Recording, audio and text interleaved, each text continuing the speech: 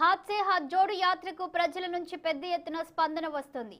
సిద్దిపేట జిల్లా హుస్నాబాద్ నియోజకవర్గంలో రేవంత్ రెడ్డి పాదయాత్రకు ప్రజలు అడుగడుగునా నీరాజనాలు పలికారు. ఆయన ఎక్కడికి వెళ్లినా పాదయాత్రకు పార్టీ శ్రేణులు, అభిమానులు, ప్రజలు భారీగా తరలివస్తున్నారు. ఇక తెలంగాణలో అరాచక పాలన కొనసాగుతుందని ప్రభుత్వంపై తీవ్ర స్థాయిలో రేవంత్ రెడ్డి సిద్దిపేట జిల్లాలో విరుచుకుపడ్డారు. తెలంగాణకు కేసీఆర్ చేసిందేమీ లేదని మండిపడ్డారు.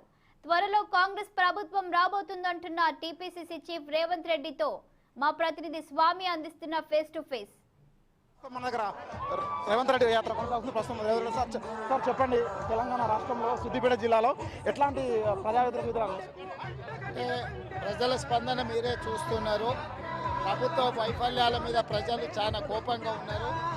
ఇందిరమ్మ ఇండ్లు ఆనాడు ఇచ్చింది, డబుల్ బెడ్రూమ్ ఇండ్లు లేకపోవడము, రైతుల రుణమాఫీ జరగకపోవడము, పంట నష్టము ఎవరికి ఏరుకోకపోవడం. సార్, ప్రతిపక్షం ఎక్కడ పాదయాత్ర చేసినా దాడులు జరుగుతున్నాయి, దాని మీద మీరు ఏం చెప్తారు సార్? అంటే ప్రభుత్వం అసహనానికి లోనవుతుంది.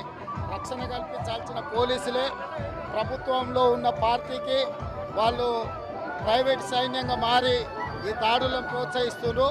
ఇది ఏమాత్రం కూడా ప్రజాస్వామ్యానికి మంచిది కాదు. ఇప్పుడు ఈ కొత్తగా ఏర్పడ్డ బీఆర్ఎస్ పార్టీ ఏం చెప్తారు?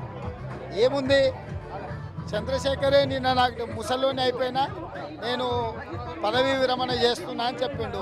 ఇక ఆయన్ని రాజకీయాల నుంచి ఉపసంహరించుకుంటున్నప్పుడు ఆయన గురించి మాట్లాడాల్సిన అవసరమే లేదు.